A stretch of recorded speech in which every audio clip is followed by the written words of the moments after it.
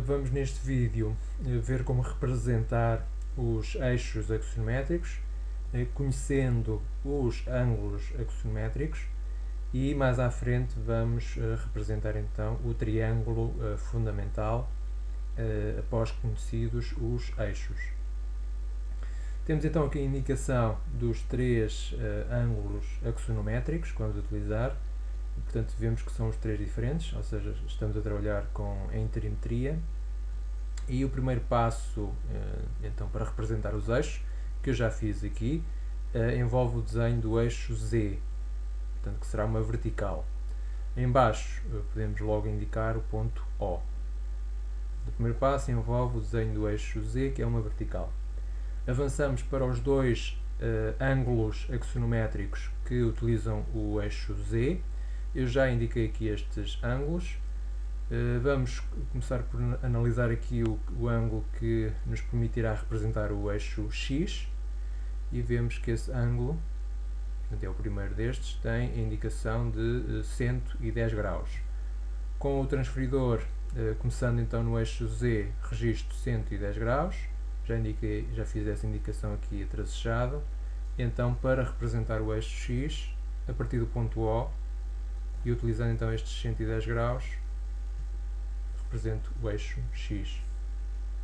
Portanto, é bastante simples. Tenho então ali o eixo X. Para conhecer o eixo Y, podia avançar a partir do eixo X, e neste caso teria de utilizar os 120 graus, portanto, aqui em baixo.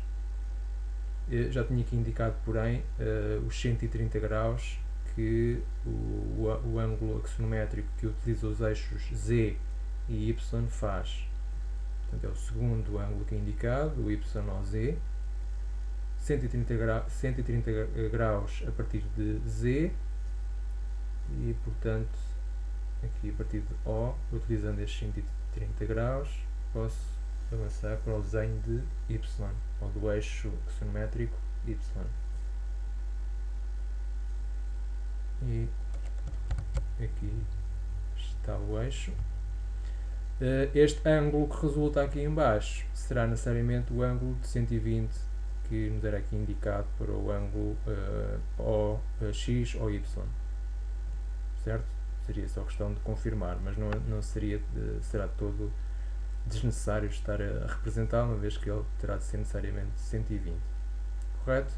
Portanto, neste momento já temos os três eixos axonométricos representados. Vou só apagar aqui os ângulos, já não precisamos deles. Para representarmos agora o triângulo fundamental, começamos por representar um ponto de um dos eixos axonométricos. Portanto, os pontos serão os pontos A, B e C, e podemos começar por qualquer um desses pontos. Neste caso, vou começar aqui pelo eixo X e pelo ponto A. Portanto, algures no eixo X, marco um ponto e identifico como sendo o ponto A. Para avançar com o desenho do triângulo, tenho de utilizar a seguinte informação. Cada um dos lados do triângulo fundamental é perpendicular ao eixo que lhe é oposto. Correto? Portanto, neste caso, o lado que estará aqui em baixo, que vai unir os eixos X e Y, ou aliás, irá unir pontos que pertencem a estes eixos, este lado, uma vez que está na posição oposta ao eixo Z, será perpendicular a esse eixo. E assim, para representarmos este lado do triângulo, basta fazer passar uma perpendicular ao eixo Z pelo ponto A. E avançando então com o desenho deste lado, notar que esta perpendicular interseta ali o eixo Y, então de A até o eixo Y, onde surge o ponto B, representamos o primeiro lado do triângulo fundamental. Portanto, repetindo, cada um dos lados do triângulo fundamental é perpendicular ao eixo que lhe é oposto. Neste caso, este lado será perpendicular ao eixo Z. Para avançarmos para o segundo lado do triângulo, neste caso vamos representar este lado aqui, que irá unir então o ponto B ao ponto C. Este lado é oposto ao eixo X, portanto, uma perpendicular ao eixo X, que fazemos passar por B. Esta perpendicular interseta o eixo Z, e ali será o ponto C. Para terminarmos o triângulo, bastaria unir A a C, mas vamos confirmar que este lado é então perpendicular ao eixo oposto, neste caso é o eixo Y. Portanto, uma perpendicular a Y, que fazemos passar por A, e podemos confirmar que, ao passar por A, passa também pelo ponto C. E é precisamente isso que vamos fazer. E temos então o nosso triângulo fundamental representado.